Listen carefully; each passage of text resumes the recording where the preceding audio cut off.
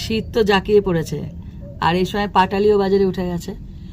নলেন গুড় আনো, মানে পাটালির যে পায়েসটা, উফ কি ভালো লাগে, চিনির পায়েসের থেকে অনেক বেশি ভালো লাগে। দেখো কি সুন্দর ফ্লেভারফুল একটা পায়েস, বাড়িতে বানাও আর শীতের দুপুরে খেয়ে নাও। নমস্কার বন্ধুরা, আমার চ্যানেলে তোমাদের সবাইকে স্বাগত জানাই। শীত পড়ে গেছে, আর এটা কি বলো তো, পাটালি, একদম নতুন পাটালি, সবে সবে এনেছে। এই পাটালির পায়েস, আহা কি দারুণ লাগে। চিনির পায়েস আমি কোনোদিন পছন্দ করি না, আশা করি এই গুড়ের পায়েস সবার পছন্দ।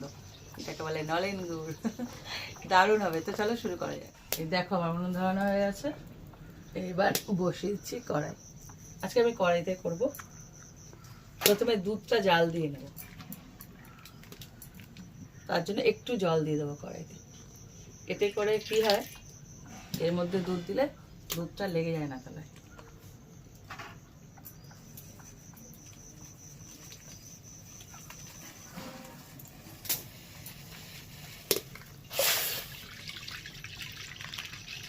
এখানে আমি 1 লিটার দুধ নিয়েছি, দুটো 500-500।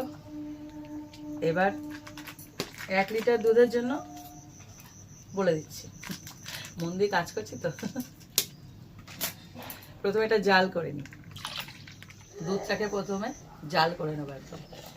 এই 2-3 মিনিট ফুটিয়ে নেবো, আর ততক্ষণে দুধটা ফুটতে দেবো। এদিকে গোবিন্দভোগের চাল দিয়েছি, এখানে 1 লিটার দুধ নিয়েছি বলেছিলাম, তার সাথে এটা হলো মেজারমেন্ট। 1 লিটার দুধের জন্য 100 গ্রাম চাল। এবার যদি 2 লিটার নাও 200 গ্রাম হয়ে যাবে, আর যদি 500 নাও তাহলে 50 গ্রাম হয়ে যাবে। এটা হলো রেশিও। এবার চালটাকে আমি ঘি মাখিয়ে নেব, এতে কি হয়, খুব ভালো স্বাদ আসে পায়েসে। দেখো দুধটা এবার ফুটে উঠেছে, এইবার দিয়ে দেবো চালটাকে, ঘি মাখানো চাল, সাথে সাথে কি সুন্দর গন্ধ বেরোবে দেখবে। এবার চালটা ফুটতে থাকবে, এখন আর কিচ্ছু দেবো না। দেখো চাল দিয়ে তো ফুটছে, এবার এই সময় 5 থেকে 6 মিনিট হয়ে যাবে, তারপরে দেবে দিয়েছি তেজপাতা, আর এখানে নিয়েছি কয়েকটা ছোট এলাচ। ছোট এলাচটাকে একটু হামানদিস্তায় থেতো করে দেবো, ফ্লেভারটা ছাড়বে নাকি? হ্যাঁ, ওর যে দানা সেটা দেবো, খোসাটা দেবো না। দেখো খোসাগুলো ফেলে দিয়েছি, দানাগুলো দিয়ে দেবো, এটা সুন্দর একটা ফ্লেভার দেবে। এটা হালকা করে নেড়ে দেবো। দেখো যে কোনো মিষ্টি একটুখানি লবণ দিলে তার কিন্তু স্বাদ একদম ব্যালেন্স হয়, তো দারুণ লাগে খেতে। কিন্তু জানি না তোমরা খেয়ে দাও, আমি দিই, দিয়ে দেখো খুব ভালো লাগবে। সামান্য 1 চিমটে লবণ, একটুখানি। এতে কি বলতো, মিষ্টিটা না আরো মানে শুধু মিষ্টির থেকে ভালো লাগবে। এটা আমি বোঝাতে পারছি না, জানি না, ভালো লাগবে। আর দিয়েছি কিশমিশ কাজু, এটা দরাজ হাতে দিও, যেমন খুশি দিও, যত পারো দিও। আমি তো সবসময় বলি এর কোনো লিমিটেশন নেই, যত দেবে তত ভালো লাগবে।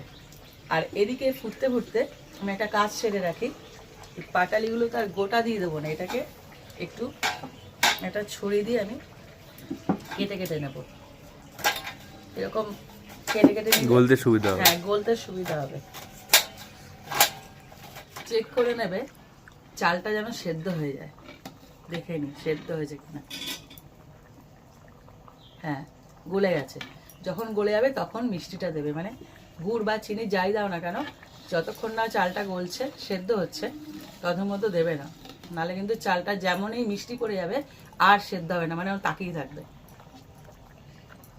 এটা আমি বড়দের থেকে শিখেছি, তাই তোমাদেরকে বললাম। এবার যে যেরকম মিষ্টি খাও সে অনুযায়ী মিষ্টিটা দেবে, এটার কোনো পরিমাণ আমি বলতে পারবো না, আমরা একটু মিষ্টি খাই, আমাদের দেখেই বুঝতে পারো। তো সেই আন্দাজে গুড়টা অ্যাড করবে, আর যখনই গুড়টা দেবে ফ্লেমটাকে লো করে দেবে। দেখো আমার একদম আঁচ কমিয়ে দেওয়া আছে,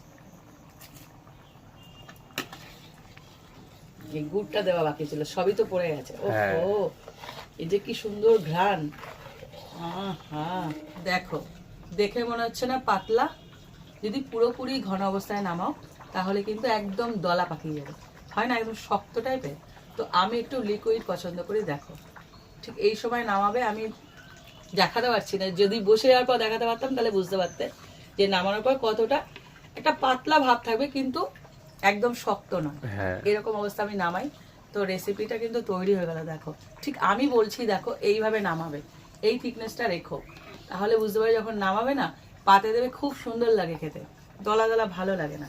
কথা বলতে বলতে আরো বসে যাবে। হ্যাঁ, রেসিপিটা প্লিজ শেয়ার করো, দেখো কি সুন্দর। এখন তো সবে সবে শীত পড়েছে, সবার এখনই তো ঘরে ঘরে বানানোর হচ্ছে, সময়। এখনই তো বানাবে। আর নিজেও ট্রাই করো, করে আমাকে কমেন্ট করো, ভালো লাগলে একটা লাইক দিও। আর দেখো আরও রেসিপি পেতে আমার চ্যানেলটা সাবস্ক্রাইব করে দিও। আর যারা ফেসবুক থেকে দেখছো আমার পেজটা প্লিজ ফলো করে দিও। তো আজকের মতন টাটা। টাটা।